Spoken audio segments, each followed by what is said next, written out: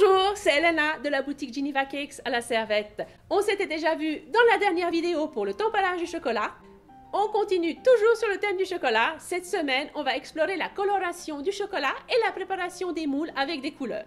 Suivez-moi à l'atelier. Et voilà, on se retrouve à l'atelier où nous attend la tempéreuse et le chocolat blanc.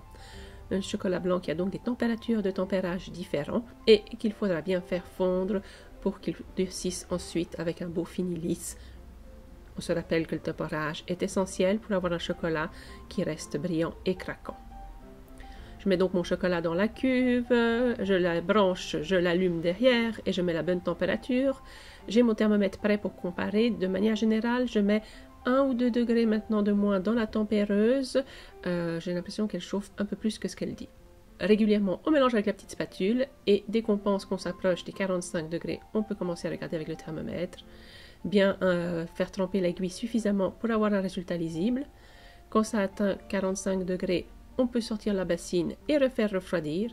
Une fois que c'est refroidi, on remet à chauffer et on est prêt avec notre chocolat tempéré à température de travail. Température de travail, 28-29 degrés. Ce que je vais faire dans cette vidéo, c'est profiter de tester plusieurs colorants à chocolat. Je prépare donc mes petites coupelles pour pouvoir faire mes tests. Je les remplirai peu à peu pour pas que le chocolat prenne. J'ai aussi un moule œuf, un moule cœur, je ne sais pas encore ce que je vais choisir, pour faire les essais de coloration dans le moule.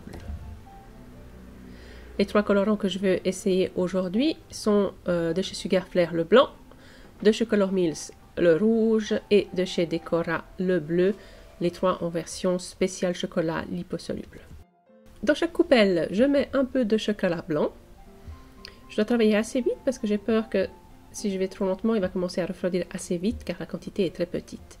L'idée c'est donc de préparer des couleurs, de les mettre sur les fonds des moules et de couler le reste de chocolat blanc dessus. Premier colorant que je vais tester, c'est, roulement de tambour, le Decora bleu avec son bouchon de sécurité. C'est un de ces bouchons comme les médicaments où il faut appuyer et tourner en même temps.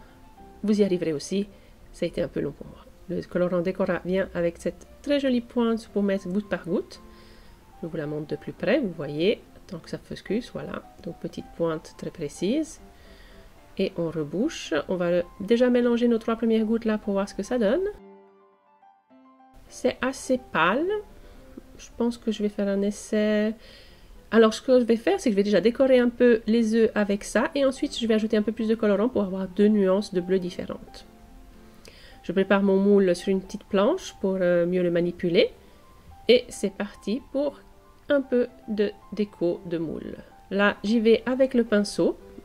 C'est si je veux faire des grandes surfaces, par exemple tout le moule, mais il y a possibilité toujours de simplement utiliser la cuillère ou tout autre outil pour faire des petites gouttes et des effets taches.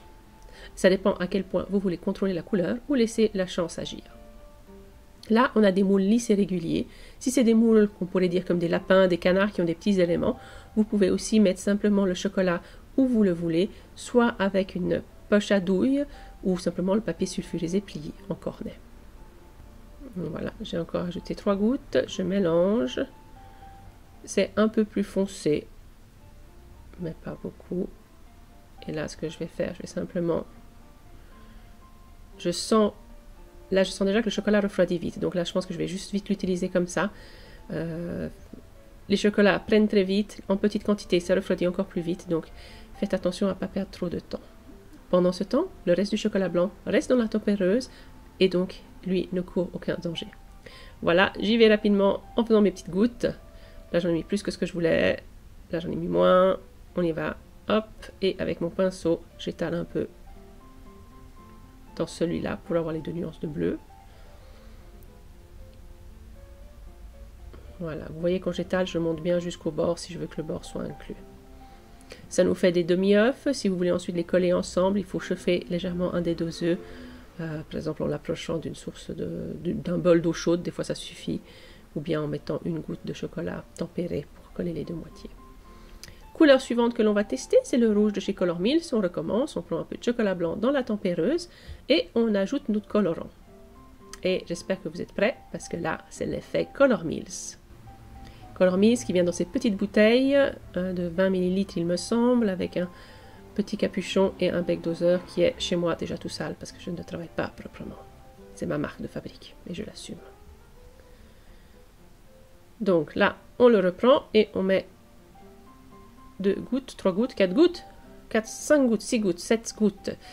J'avais l'expérience du bleu, donc cette fois j'ai mis directement 7 gouttes et c'est Color Meals, donc 7 rouges et c'est brillant. Vous verrez aussi ensuite à la prise, ça donne vraiment un beau rouge. À noter qu'il ne faut pas faire ça si toute la masse du chocolat est colorée, étant donné qu'on dépasserait les quantités limites, mais comme vous verrez, dans mes œufs, il s'agira de quelques gouttes sur l'œuf par rapport à la masse complète du chocolat. Donc là, c'est bien, on peut y aller, il n'y a pas de risque, ou très peu de risque. On reste dans des proportions tout à fait raisonnables si on regarde la masse totale du chocolat. J'en ai rempli un peu plus parce que je vais l'appliquer avec le pinceau pour que tout l'œuf soit rouge sur l'extérieur. Et c'est parti pour la troisième couleur qui va être le colorant blanc spécial chocolat de chez Sugar Flair. Je prépare mon petit pot, je mets mon chocolat blanc, je cherche mon colorant et c'est parti. Voilà, donc le chocolat blanc. Ah, je monte juste un peu mon rouge. C'est bon signe, il est déjà en train de prendre. Le bleu aussi a déjà pas mal pris. Je suis rassurée, mon tempérage était réussi. Voici donc le colorant blanc Sugar Flair avec la pointe comme ça. Ce qui est bien, c'est qu'il n'a pas de dioxyde de titane. C'est donc déjà la nouvelle génération après E171, après dioxyde de titane. Donc j'en ai mis dans mon pot, je mélange. Je ne vois pas beaucoup de différence, je trouve. Donc je vais encore en ajouter un peu. Voilà, alors hop. Je rebouche bien, j'en ai plein les doigts, tout va bien. Donc je mélange. Ça blanchit un peu, ça se voit pas bien à l'écran, ça se blanchit un peu et aussi qu'on verra sur la prise des œufs, ça se voit très légèrement, mais l'effet n'est pas vraiment waouh. Je dirais que si vous voulez vraiment un blanc très fort, peut-être c'est plus simple, surtout si c'est des petits détails, par exemple des yeux de lapin, de Pâques, ce genre de choses. Si vous voulez vraiment l'effet blanc, ce serait de prendre peut-être directement l'enrobage blanc, qui lui est vraiment bien blanc, et vous n'aurez pas besoin de vous ennuyer. En plus, il n'y a pas besoin de le tempérer. Donc voilà. Et voilà mon moule, il est prêt à être rempli. Je le laisse prendre un peu pour pas que les couleurs se mélangent, et je vais ensuite simplement y verser le reste du chocolat blanc en mettant partout, comme d'habitude. Il y en a partout, et il n'y en a pas assez, ça fait rien, on s'amuse, on fait des essais. Ce sera à manger entre collègues s'ils sont motivés. Alors, on racle un peu pour lisser un minimum et on laisse prendre pour voir ce que ça donne au démoulage. Je vais aussi essayer de bouger un peu pour remplir les bords de ceux qui ne sont pas entièrement remplis.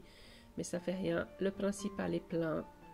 Et mon moule est bien sale. Il est plein de couleurs. Ça va être sympathique à démouler. Nous revoilà après un instant. La caméra est un peu floue. Je pense que je ne m'étais pas rendu compte. J'ai dû mettre un doigt plein de chocolat sur la lentille. Alors, en attendant que je le remarque, c'est un peu blanchâtre. Mais après, je vais le remarquer dans 2 secondes. Et je vais nettoyer l'objectif. Donc, on démoule rapidement tous nos beaux chocolats qui ont bien pris. Le chocolat s'est rétracté un peu. Le démoulage est facile. Il suffit de pousser un peu ou de tapoter avec délicatesse. Vu que j'avais mal nettoyé mon moule, il y a des petites miettes partout aussi. Donc ça, c'est une bonne raison de nettoyer son moule avant de le faire prendre. C'est qu'au démoulage, comme ça, on n'a pas des petites miettes. Et voilà, la lentille est propre. On voit mieux les couleurs. Les couleurs sont belles. Le rouge est magnifique, soyons honnêtes. Ça brille, c'est beau. Les enfants vont se régaler. Vous voyez quand on fait les petites taches, ça fait très original, même si on n'a pas fait attention. Les œufs entièrement bleus, ils sont un peu marbrés. Je suis assez contente de mon effet. Là, on voit bien l'effet marbré. À cause du reflet, on ne voit pas bien, mais on voit aussi des petites traces de blanc. Mais ça ne fait pas l'effet... le contraste n'est pas assez grand avec le chocolat ivoire pour que ça se voie bien. Ensuite, si on regarde celui-là entièrement rouge, je vais le couper en 2 pour regarder comment ça donne. Mais je pense aussi qu'il va être beau. Hop, et voilà, il casse, il est bien dur. Vous voyez, le bord est assez fin. Il y a du colorant, mais pas trop, c'est pas mal. Et puis là, les coques, la coque, elle brille bien, c'est joli. Voilà, tous mes petits œufs sont là. Je vais vous montrer encore d'un peu plus près avec les taches, vous voyez, avec les taches, avec les jolis effets taches. Donc brillant, bien contrasté. Et les deux chocolats, le coloré et le pur, ont bien pris dans le moule. Il n'y a pas de différence. Les colorants n'ont pas altéré la qualité du chocolat. Voilà, je vous les montre tous un peu comme le défilé de mode des œufs en chocolat, les différentes taches. Voilà. Donc, ça, c'était la coloration dans le moule. Ensuite, l'autre option de coloration, surtout si vous voulez des couleurs brillantes, c'est de poudrer à sec sur la forme prise. Une fois qu'elle est finie, qu'elle est prise, c'est-à-dire vous ne faites pas ça avant le moulage, mais vous faites ça après le moulage. Et donc là, on reprend, je fais ça avec même un cœur en chocolat brun, parce que vous verrez, ça couvre très bien la poudre. Ensuite, si vous manipulez beaucoup ces petits chocolats, ils vous laissent du brillant sur les doigts.